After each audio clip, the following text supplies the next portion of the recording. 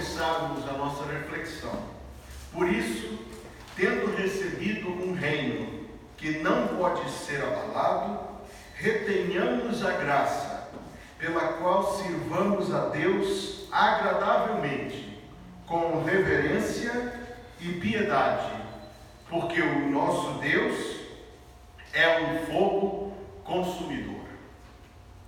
Sirvamos a Deus agradavelmente.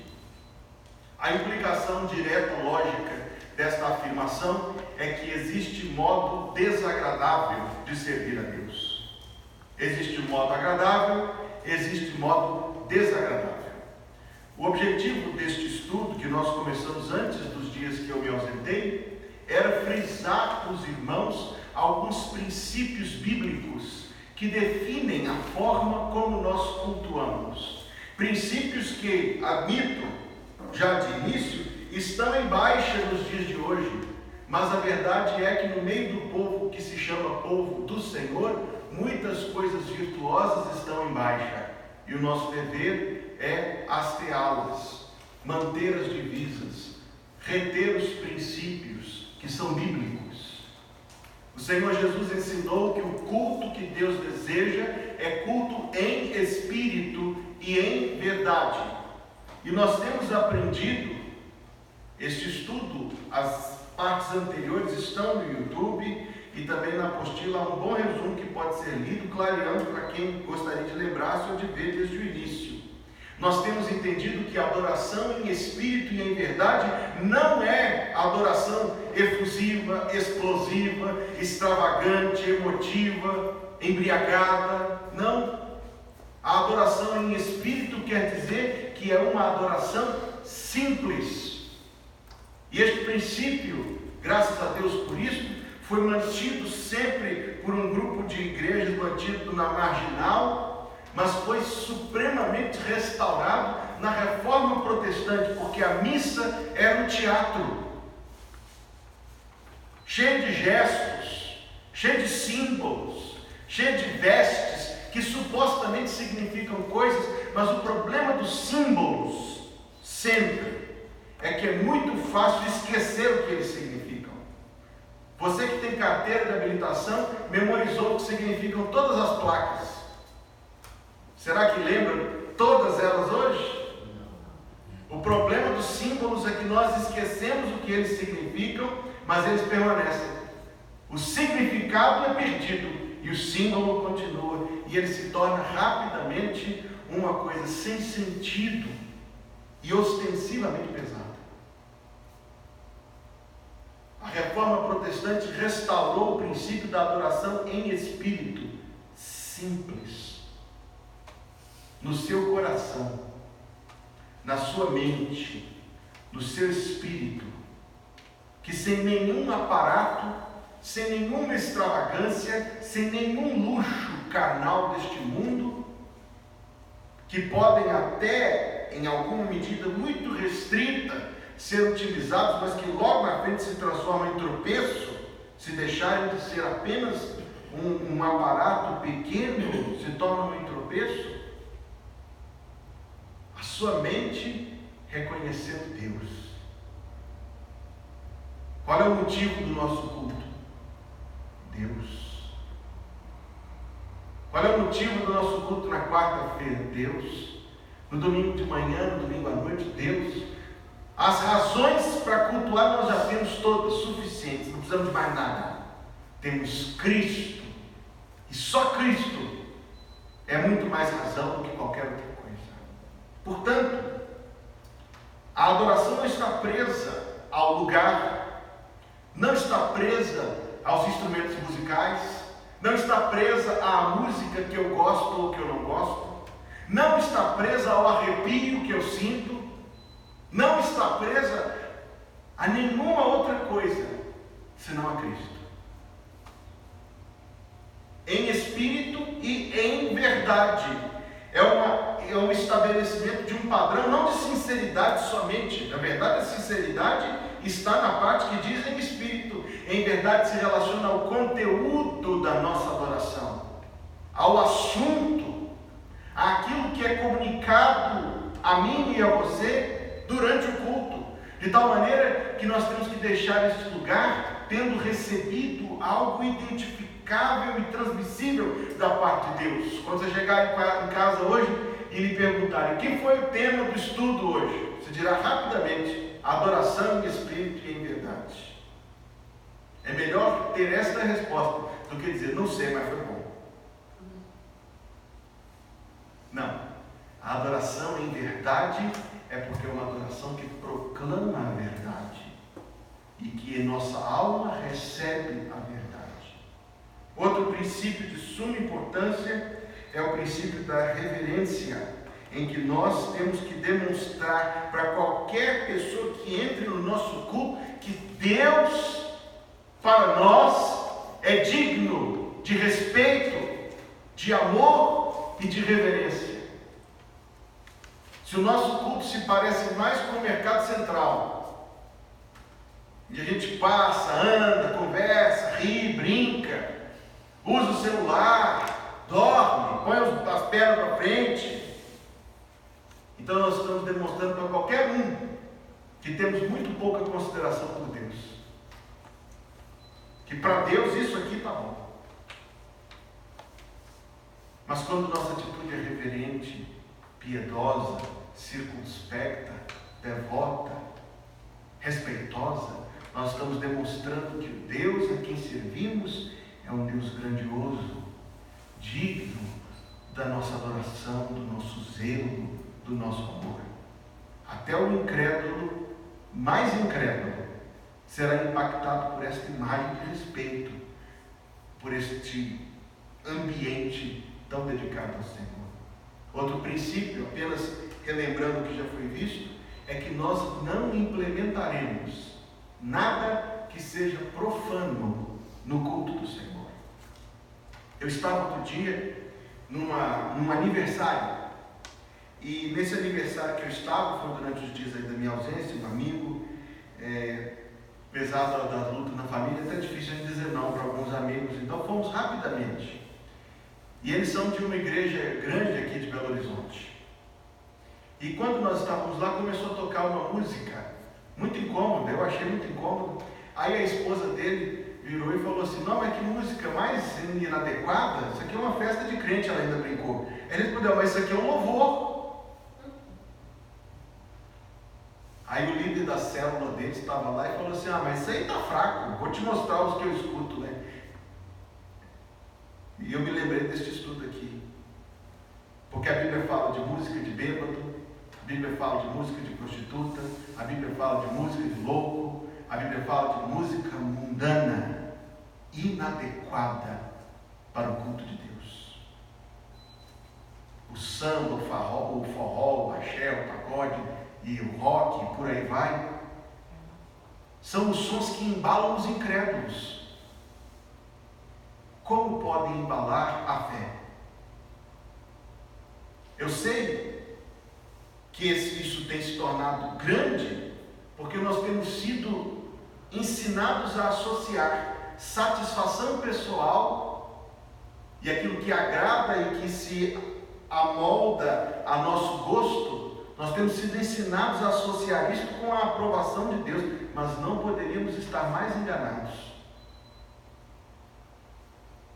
A Bíblia usa duas palavras diferentes no Antigo Testamento. Uma palavra em hebraico que é usada exclusivamente para a música sagrada, e outra palavra hebraica que é usada exclusivamente para a música mundana. Ezequiel disse que o povo dos seus dias não fazia diferença entre o santo e o profano e não discernia o puro do impuro. Nós, com a graça de Deus, não seremos assim. Mas ainda digo mais, digo que isso também tem a ver, meus amados, com a forma como nós temos aprendido a separar e consagrar para Deus o espaço de culto, e não somente o espaço de culto, mas o tempo do culto. Nós vivemos dias em que nós rapidamente misturamos as coisas, estamos fazendo uma coisa e outra ao mesmo tempo, e uma terceira, e uma quarta e uma quinta. Uma coisa na televisão, outra no celular, uma na nossa frente e outra na cabeça. Não é assim? Mas o culto de Deus é sagrado. estamos fazendo uma coisa e uma coisa só. Estamos adorando a Deus sem espaço para mais nada. Porque quando esse lugar aqui nós mudamos para cá, em julho do ano passado, os irmãos se lembram que fizemos no primeiro domingo de manhã aqui, logo em seguida. Nós fizemos um período de oração de uns 20 minutos, meia hora, dedicando este lugar à pregação do Evangelho e à oração. Está dedicado. Pastor, eu queria que a igreja emprestasse o salão, vou tirar os bancos, colocar as mesinhas assim, porque tem 100 e tantos metros quadrados, fazer uma recepção aqui.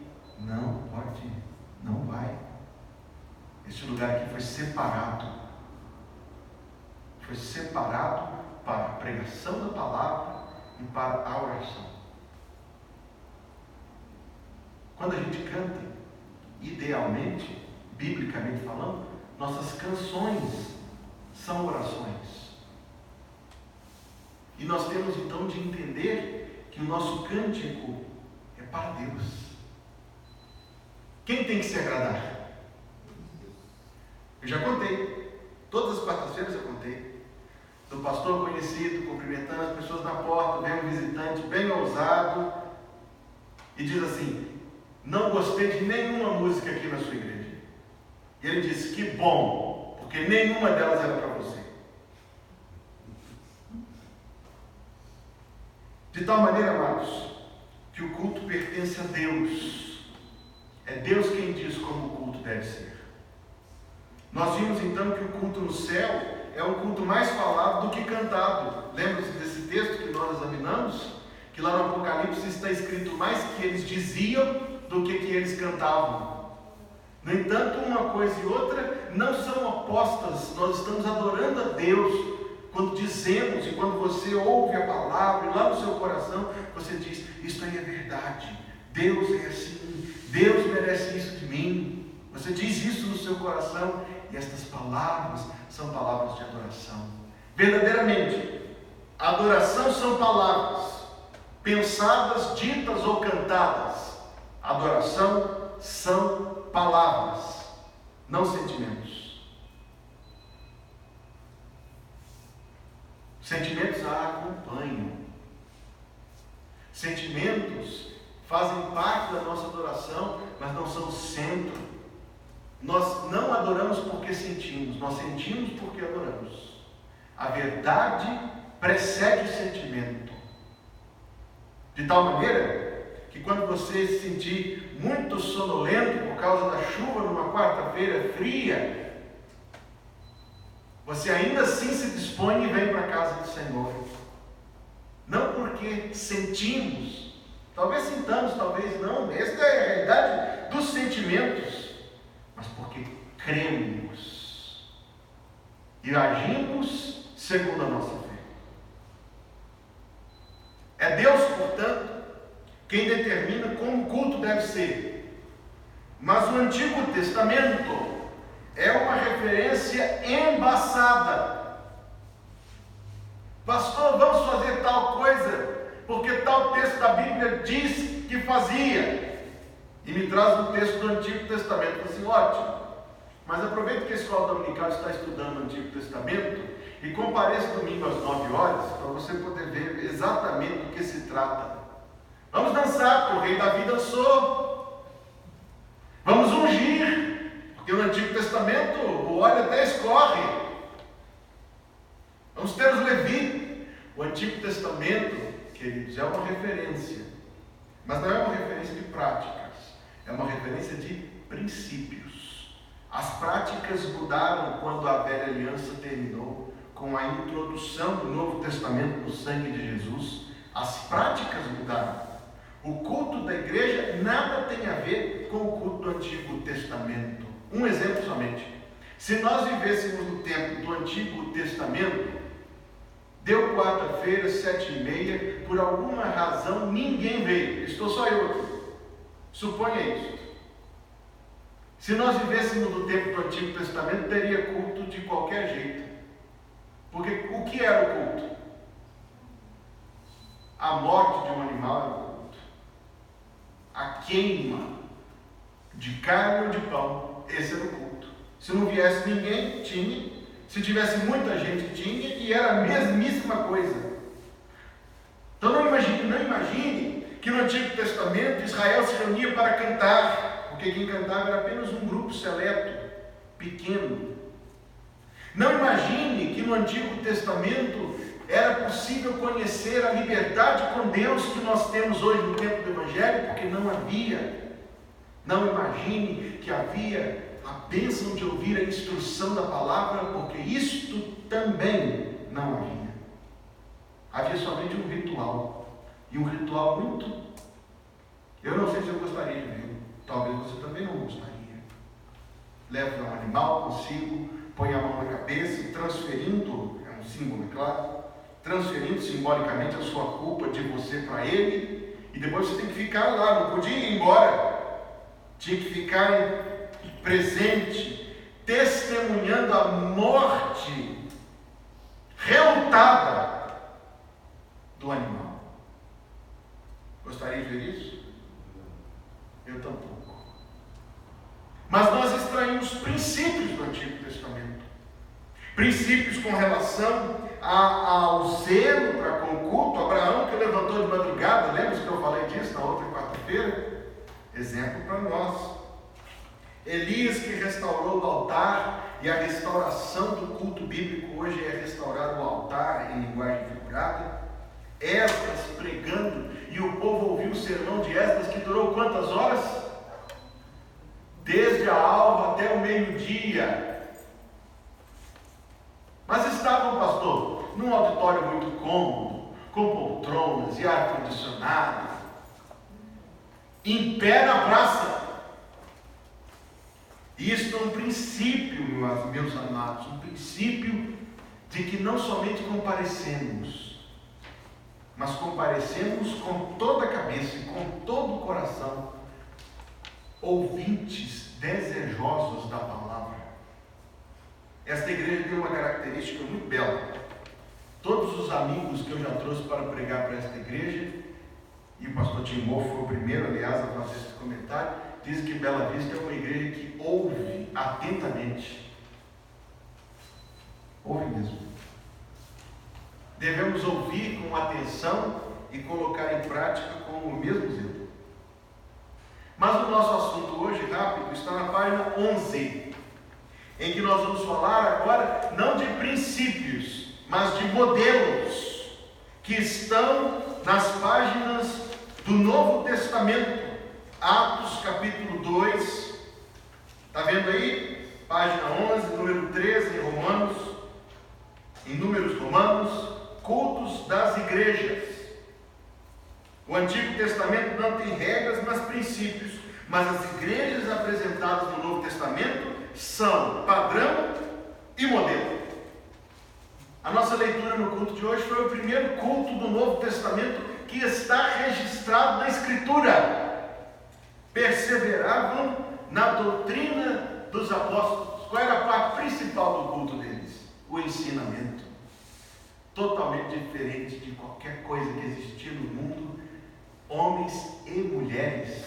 As irmãs não gostariam de ser judias naqueles dias, porque elas tinham de ficar num cômodo à parte, separado por um ecrã. Um ecrã é uma tela de madeira com pequenos furos para que o som chegasse lá, mas de maneira que elas não eram vistas. As irmãs não gostariam disso, mas nos dias da igreja, homens e mulheres eram recebidos na igreja, batizados e se tornavam ouvintes da doutrina dos apóstolos. A comunhão, o partir do pão, as orações, estas são partes do nosso culto, amados. Aí alguém pensa assim, comunhão é quando o pastor diz assim, dá um sorriso, vira para a pessoa perto de você, cumprimente ela e tal. Bem, esta é uma expressão, é quase um estímulo à comunhão. Mas comunhão, nós sabemos que é um pouco mais profundo que isso e faz parte da vida cristã. Querido irmão, como você está? Com tempo para ouvir a resposta. Como está a sua vida? Como posso orar por você? Isto é comunhão. Porque nós não queremos cair no erro que Tiago falou. Ide em paz encher a barriga, fique quentinho, mas não demos nem alimento nem cobertor para aquele que precisava. A beneficência acontece na igreja, mas sabe como? Sem alarde, só sabe quem recebe. E somente essa pessoa que precisa saber. A beneficência faz parte da vida cristã. Levai as cargas uns dos outros e assim cumprireis a lei de Cristo. É comunhão. Assistência um ao outro, orar um pelo outro, genuíno interesse pelo bem da pessoa, com toda a discrição, sem fofoca. Fofoca é inimiga da comunhão. Comunhão é agradável aos olhos de Deus. Partir do pão, orações, tudo isso faz parte do culto cristão. Eles tinham culto que dias na semana? Está escrito aí. E perseverando, unânimes. Eu gosto dessa ideia. Deixa para lá. Perseverando unânimes todos os dias no templo, partindo o pão em casa, comiam juntos, com alegria e singeleza de coração. Que cena bela! Não é utópica. Será utópica se nós tirarmos dela a realidade. Ela acontece na vida real. Acontece onde existe congraçamento operado pelo Espírito Santo. E Deus une a igreja. Um dos milagres mais belos de testemunhar. Porque cada um de nós aqui mora num canto diferente. Palmeiras, Havaí, Rua Ártica, Contagem, por enquanto. Pedro II, não é isso? São José, Capitão Eduardo, não mudou. Mudei de morar no sítio, agora é Teresópolis. Em Teresópolis, Rua muito longe, Castelo, Caiçara, Buritis, Glória, Caiçara eu. E nós vimos para cá, atravessamos a distância e nos reunimos. Porque Deus manda nós nos reunirmos. Porque Deus nos une uns aos outros. E desperta entre nós uma amizade tão bonita, não é verdade? Tão sincera, tão verdadeira. Quando eu era novo na fé, me disseram assim: olha, você não vá com muita sede ao pote não, porque dentro da igreja tem coisa também. Ser humano é ser humano em todo lugar. Já te disseram isso também, não já?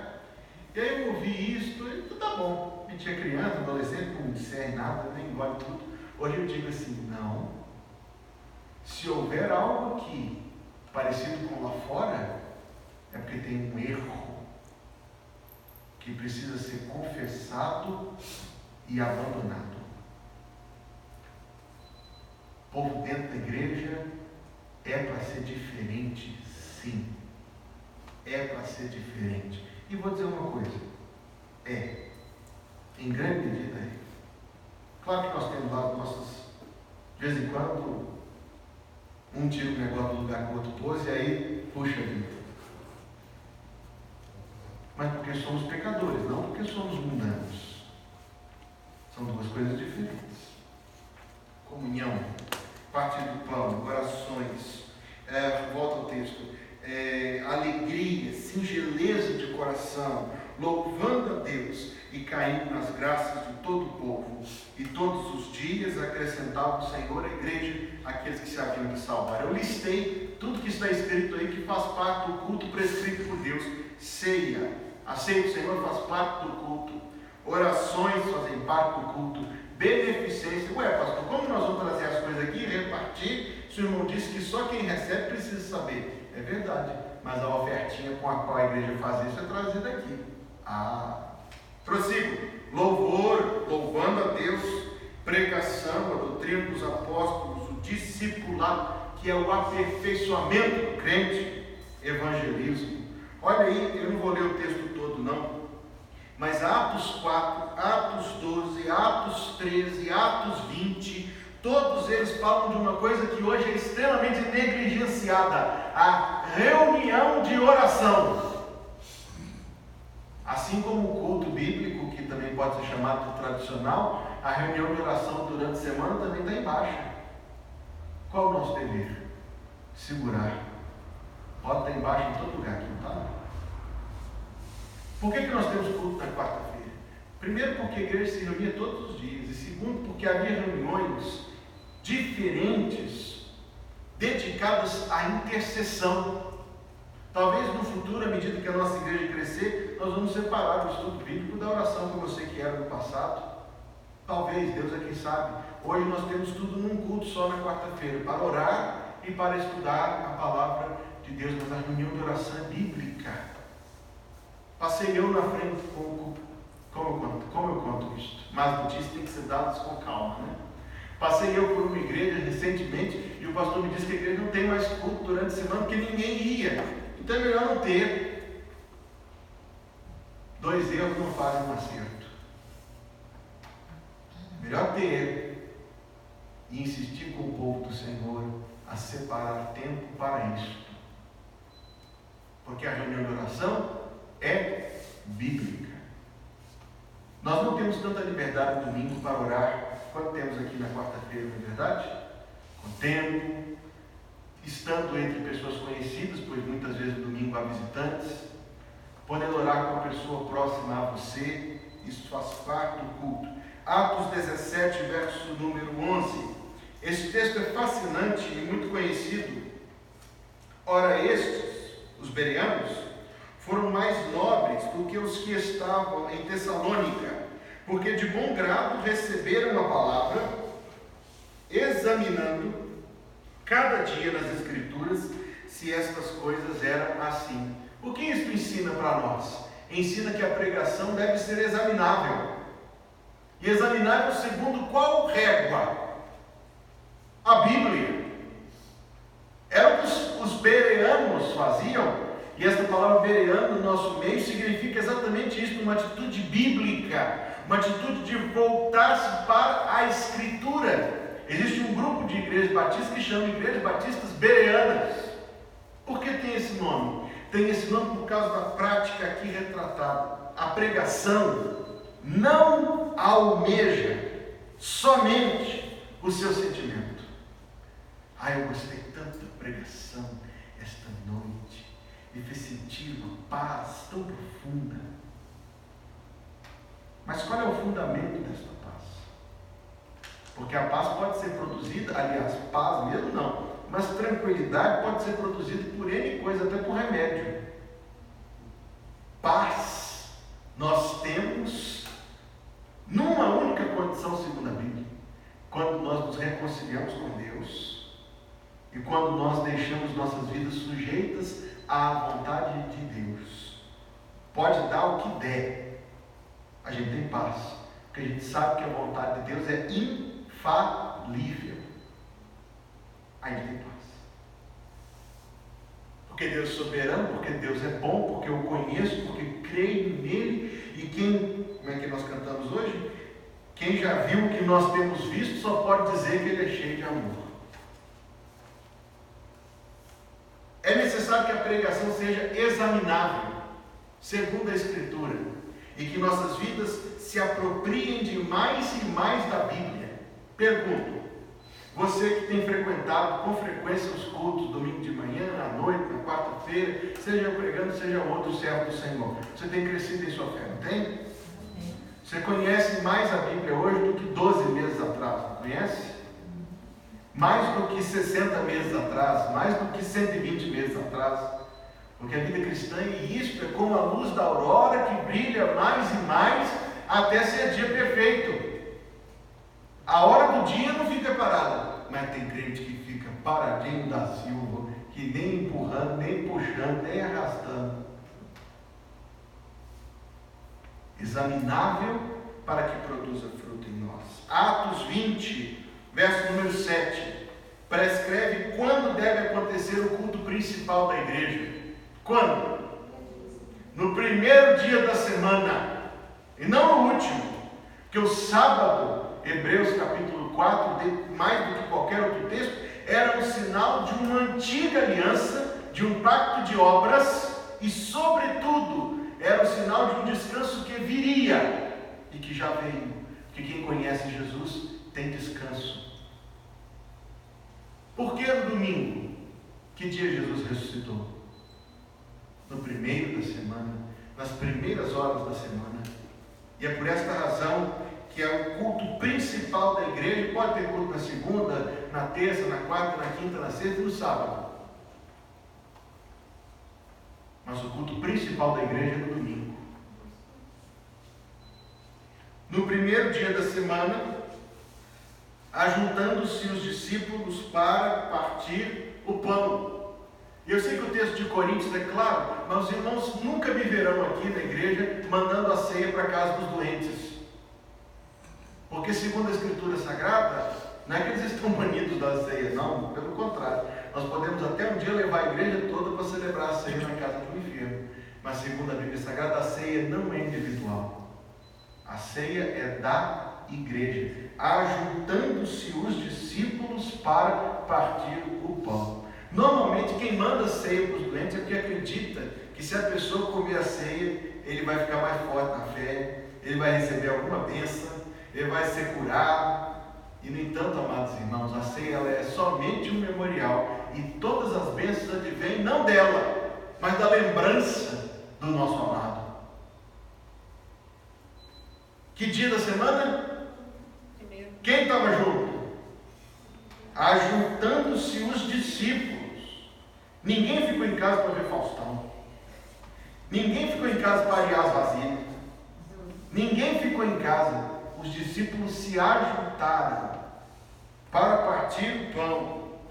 E Paulo, que havia de partir no dia seguinte, falava com eles e prolongou a prática até, eu gosto disso, à meia-noite.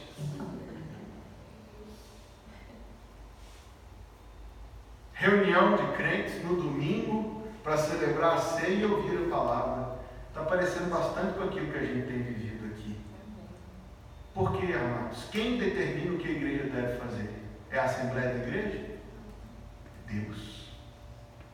Se a gente fizer a Assembleia da Igreja e votar que nós não vamos ter culto mais no domingo, nós temos liberdade para isso? Não. Porque antes da Assembleia, a Bíblia. Antes da Assembleia, a Bíblia. Vamos votar aí, pastor. Vamos votar, que domingo é o dia da família, que o pessoal fala. Hoje para não ter culto de manhã, eles falam isso. É o dia da família. Família.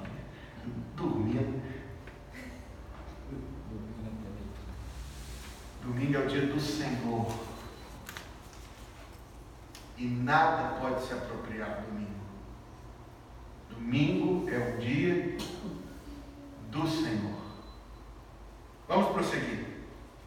Nas cartas às igrejas, nós encontramos ainda alguns outros modelos. Olha o que Paulo escreveu aí, 1 Coríntios 5. Em nome de nosso Senhor Jesus Cristo, junto vós e o meu espírito, com o poder de nosso Senhor Jesus Cristo, seja tal entregue para Satanás para a destruição do corpo, para ver se a alma salva. Esse texto está descrevendo uma reunião da igreja para tratar de assuntos disciplinares extremamente delicados de um crente que, estando em pecado público, notório, não queria se arrepender. Mas aqui é dito que isto é um culto a Deus. O Senhor Jesus, o poder de Jesus está presente numa assembleia da igreja. Nós deveríamos, amados, ser então conscientes disso nas nossas assembleias, que aqui na nossa igreja, graças a Deus, são sempre muito pacíficas, breves. Eu vou começar a divulgar que elas são breves, porque quando eu digo que a assembleia, tanto levanta, tchau, tchau, tchau, com Deus, rapidinho, gente. Não dura 3 horas. Não tem durado nem 40 minutos. Mas a Assembleia é um culto a Deus, em que nós mostramos que as coisas da igreja são importantes para nós. A ceia do Senhor, vamos ler aí 1 Coríntios 14, o último texto aí da página 11. Que fareis, pois, irmãos? Quando vos reunis, cada um de vós tem salmo, tem doutrina, tem revelação, tem língua, tem interpretação.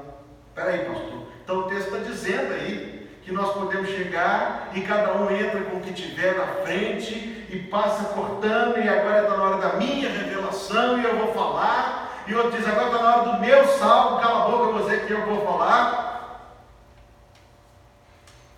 Esse texto aí tem gente que justifica cada doidura nele.